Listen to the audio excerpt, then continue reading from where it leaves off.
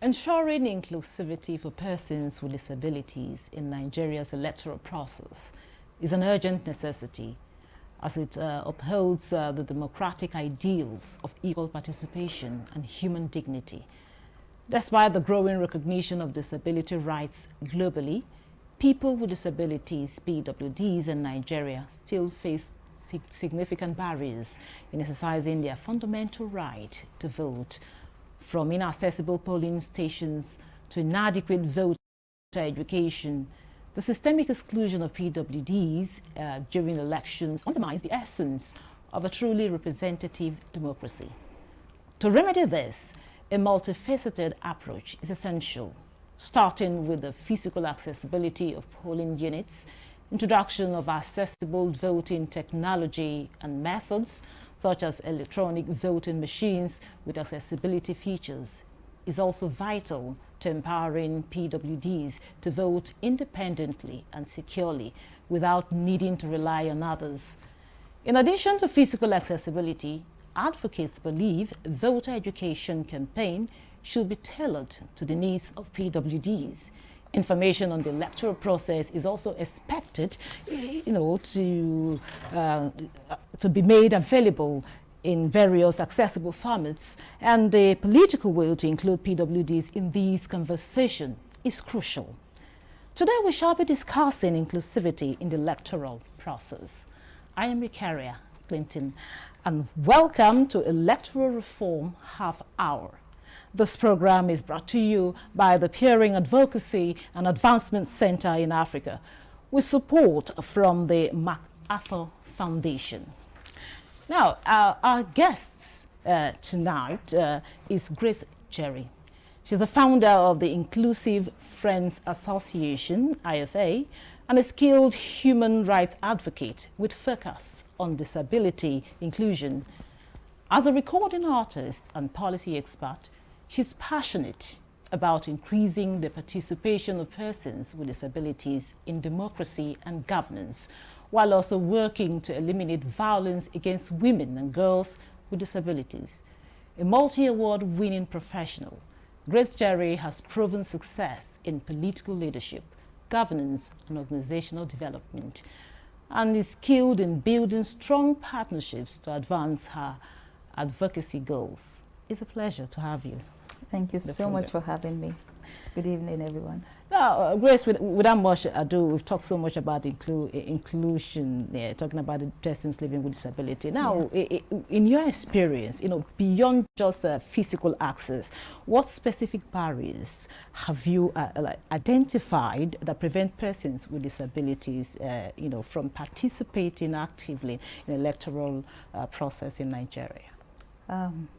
Thank you for the question. I would speak in the line of policy enforcement and some legal frameworks that are already in place.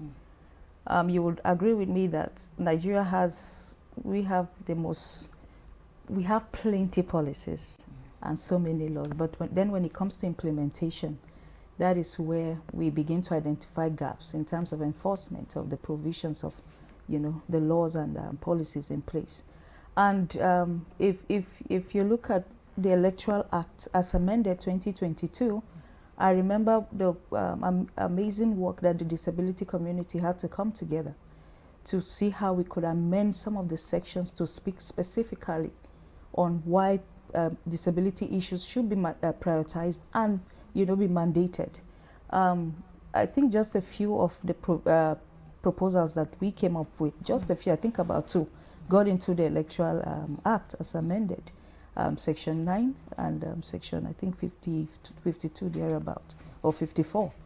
But then when it comes to the enforcement of these laws, that is where, like I mentioned, we continue to identify gaps. INEC has a very beautiful PWD framework in place. And in one way or the other, you could see the effort where INEC is pushing to ensure that persons with disabilities are captured in the entire electoral processes and their procedures. But you would still notice the gaps in terms of the enforcement of what the framework is saying. So besides the accessibility challenges, the enforcement of the laws that are in place is another huge gap. And another barrier also I will talk about is the absence of an adequate data. INEC, during the last CVR before the general election, that's the continuous voter registration, we worked closely with INEC to put out the component of disaggregated data for persons with various types of disabilities. But at the end of that CVR exercise, the data that INEC generated still does not speak true to the reality of the number of registered voters within the that are voting age. So I would say that there is still a dearth of data in terms of accuracy of that disaggregated data. That is still a challenge that needs to be addressed before the next general election. Now, talking about, I know you've highlighted some of the issues, but then again, from a technical and policy standpoint, what reforms would you prioritize to improve the, the accessibility of voter registration for persons living with disability, both in the urban and the remote areas? Okay. All right, so let me quickly correct. It's persons with disability. Okay, persons with disabilities. Yes. All right, thank you.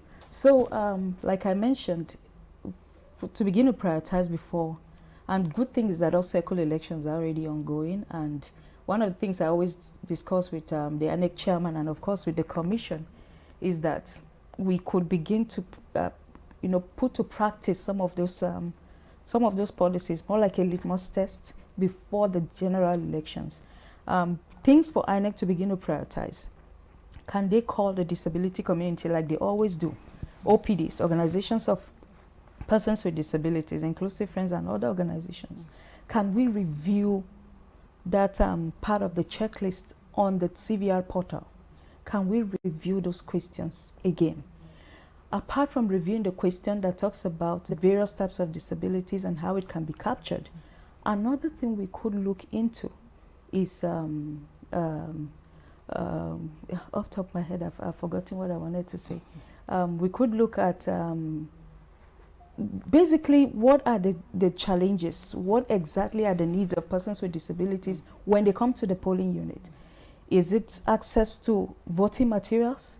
Is it access to the physical environment and the layout, the outlay, both internal and external outlay? Is it the conduct of the INEC officials, the ad hoc staff? Another part you would notice in terms of the administration of those accessible materials that INEC has procured is the lack of knowledge and training gap with the ad hoc staff and some of those electoral officials. So I would say prioritizing first and foremost how data needs to be captured. That needs to be prioritized. The methodology on how it would be captured also needs to be reviewed. And one of the things we've done with INEC over time is to work on that. So it's time we need to come back together again. Hold that in roundtable dialogue and see how we can re-strategize to capture what data is more needed, what data is more specific to the provisions and the things they procure during the election. Can we begin to focus on those materials that they procure?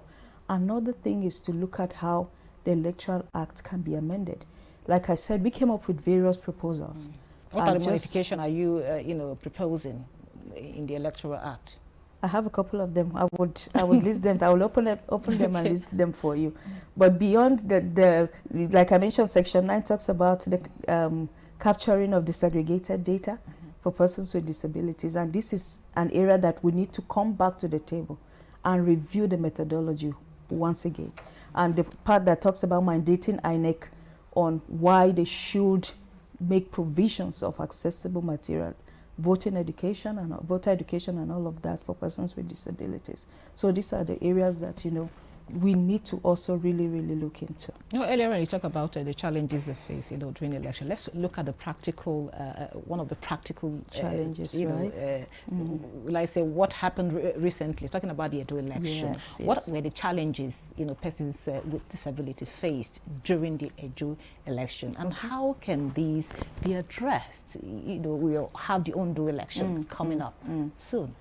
Okay, so for Ondo election, and I think it cuts across almost every election, and that's why I'm calling on INEC for us to sit down and review that methodology all over again, review their framework, and how things can begin to, you know, begin to put things in place as they should. Deployment of those assistive materials. The feedback we get from the field is that those materials are not deployed to the polling units where the persons with disabilities are. And it still brings us back to the accuracy of the data that they have collected, you know, and the deployment of those materials, who are responsible to take it to the polling unit, how efficient are they doing that work? Those are the areas and things that we need to also check as we are going into Ondo. One of the things that we came up at the Inclusive Friends, and gladly we presented it to INEC, is a strategy on deployment. Where does the material get to?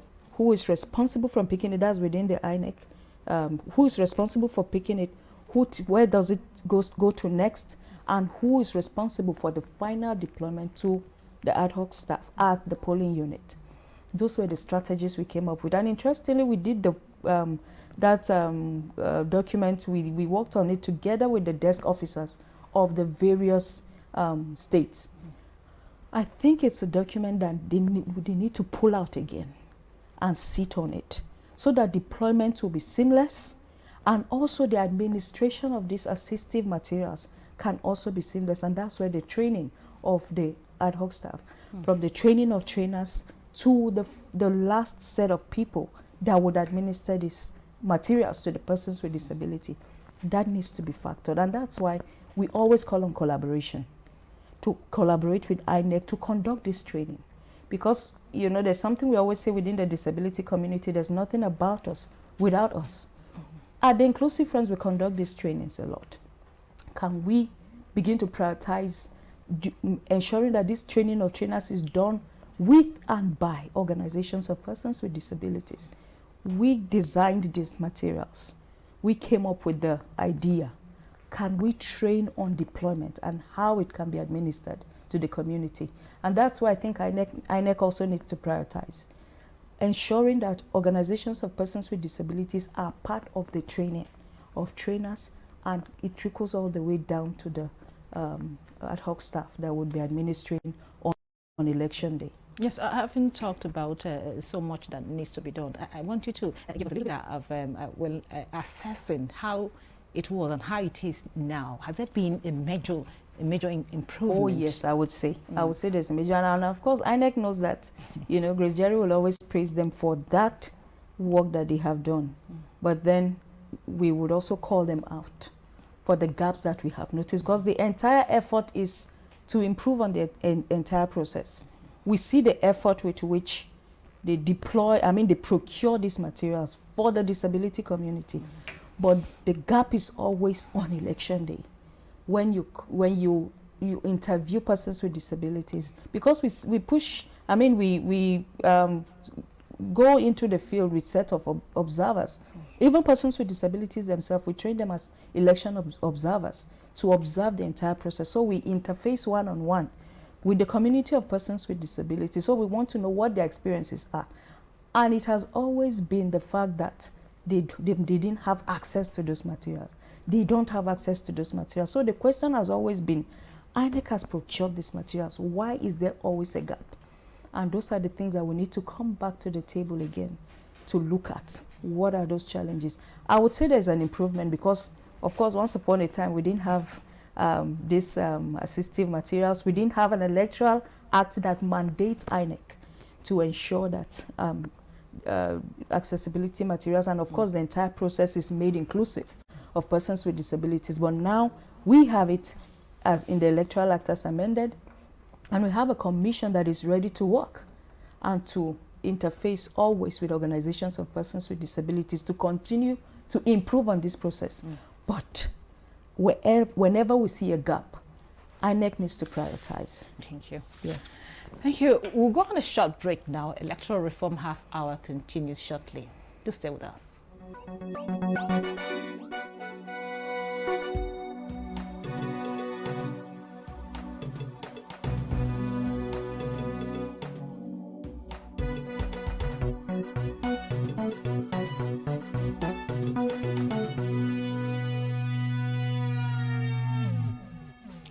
Glad to have you back. We are still speaking with Grace Jerry. Now, Grace, you've talked so much about, training the ad hoc staff.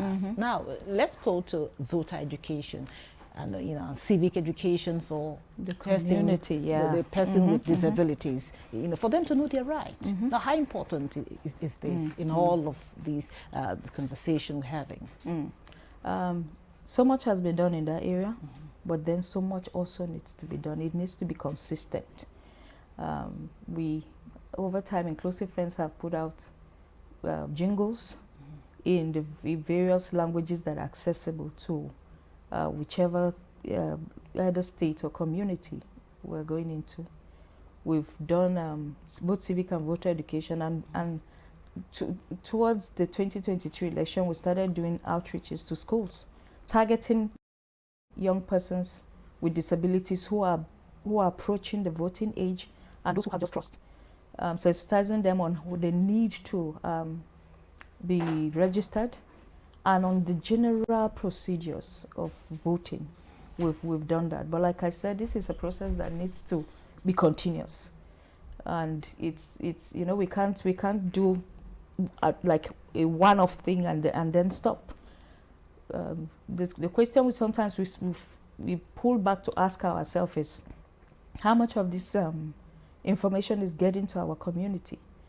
If we are going on radio, we are going on TV, you and I know what the electricity issue is, these days within the country.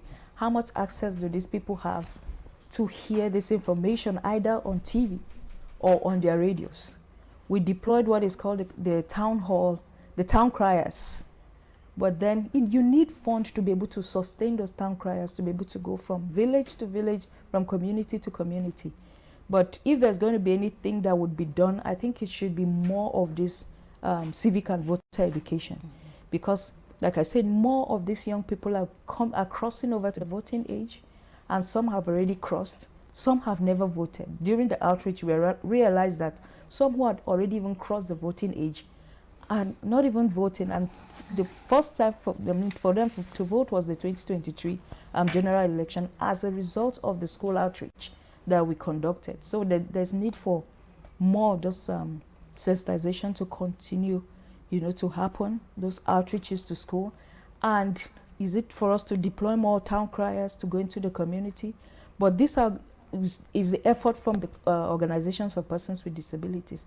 INEC, of course, with the National Orientation Agency and other media houses, need to form this partnership with the disability community, organizations of persons with disability, to continue to push the civic and voter education further.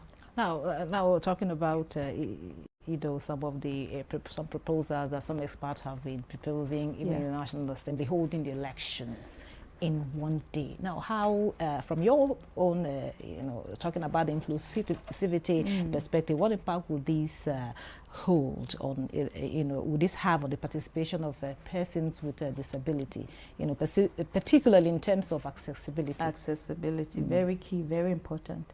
I mean, it took me back to 2022. I was on the International Election Mission as an observer to Kenya for the Kenyan presidential election.